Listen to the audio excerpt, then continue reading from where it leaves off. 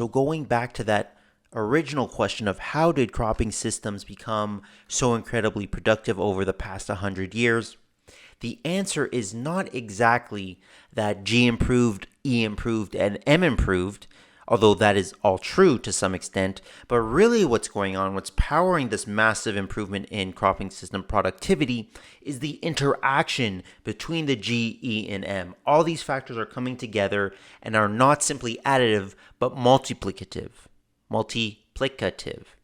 Anyway, I'm going to go through 3 examples to actually illustrate what I mean. Our first example is the Green Revolution. And what is the Green Revolution? Some of you may have heard of it before, but some of you may have not. So in the 1950s and 60s, the population was growing, right? It was the baby boom just after the Second World War.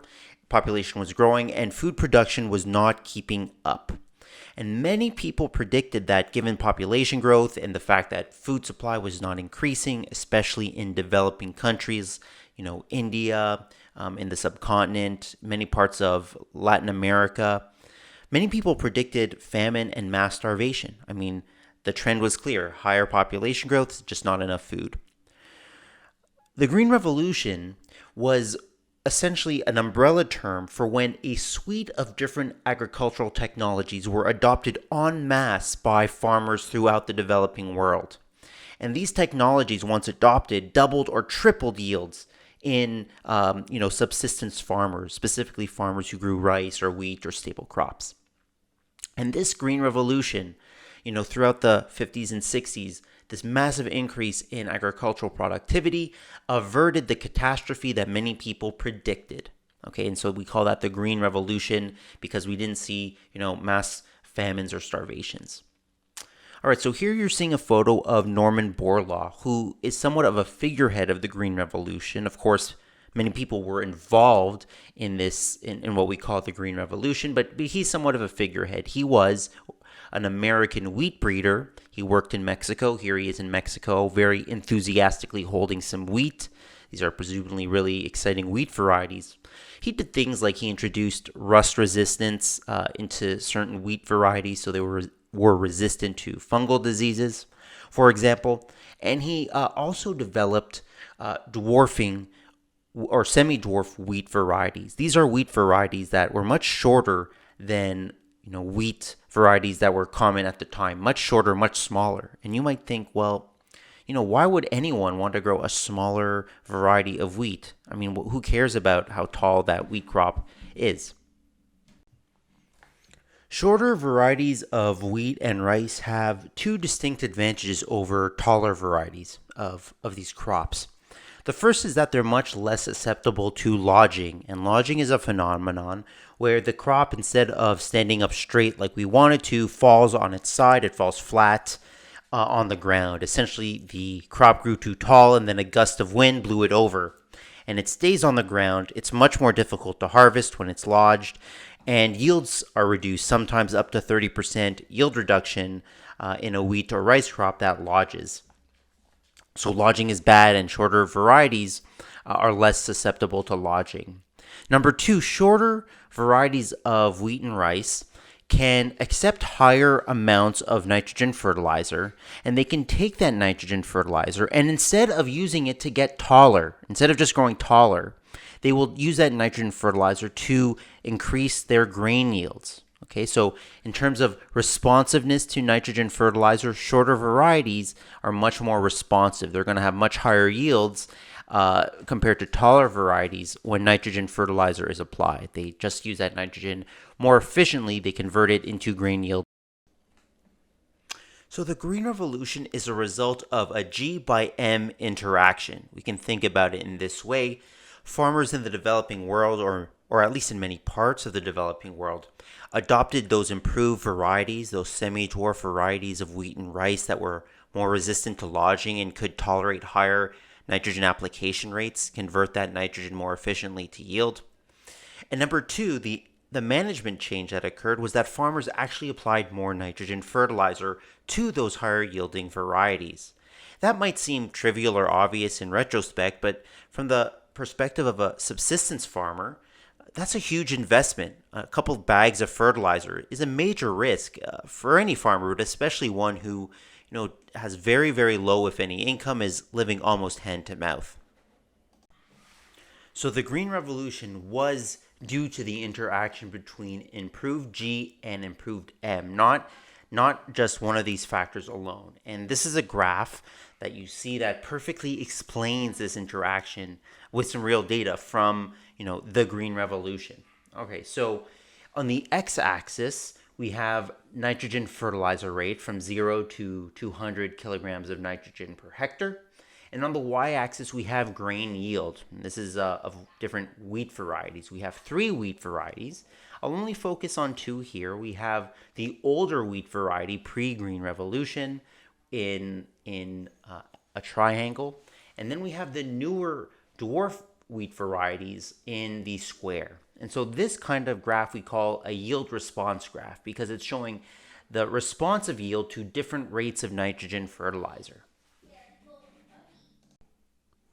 So if only M changed, in other words, if only the nitrogen fertilizer rate that a farmer applied changed, that management factor, but that farmer kept the G the same, kept the same old tall variety of wheat, then they would have increased their grain yield by about 2 tons a hectare, going from roughly 2 to 4 tons per hectare, just if they changed their nitrogen fertilizer rate and stayed with that older wheat variety.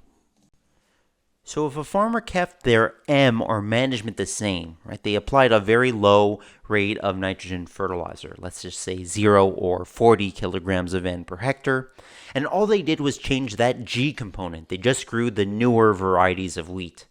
Then they would have increased their yields by about 0.5 to 1.5 tons per hectare. Okay, so just by modifying the G, they would have wheat yields approaching 5 tons per hectare. So here we can see the effect of yield when a farmer both increases his or her nitrogen fertilizer application rate and grows those newer varieties, those short stature varieties of wheat.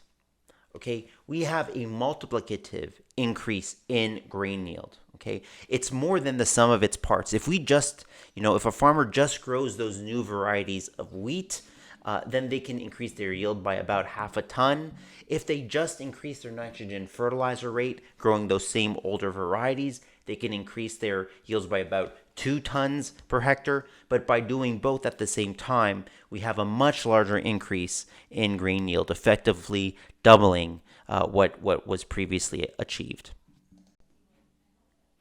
I want to talk now about G by E interactions, focusing on how the environment is changing over time. So the climate is warming, and northern locations are warming as well. Okay, so in northern Ontario, this is a graph from a very official report. We can see that annual average GDDS, or growing degree days accumulation, is increasing. Okay, so the growing season is getting longer and it's getting warmer in northern Ontario.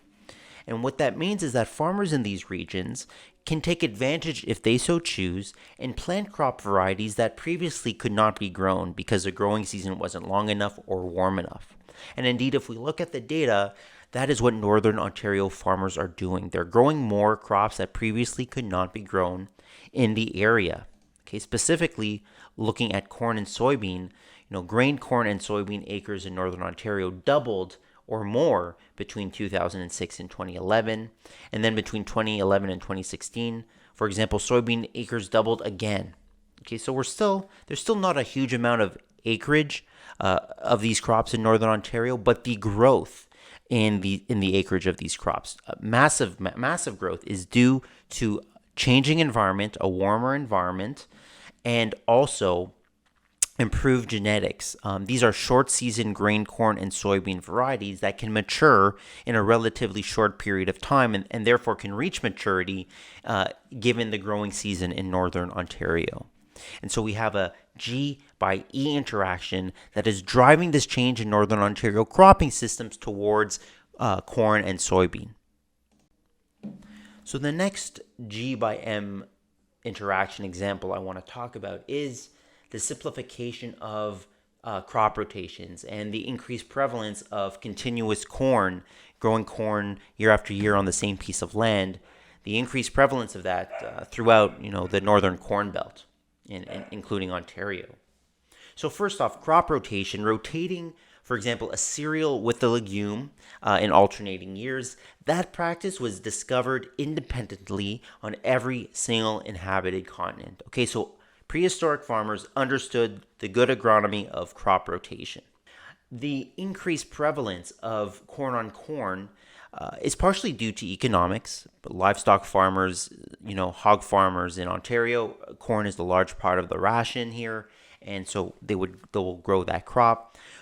Farmers like hog or livestock farmers also need a crop to which they can apply manure. Their animals produce manure, and by law, they have to apply it to a crop. They can't just, release it into a stream. So growing corn allows farmers to effectively utilize the manure that their animals produce.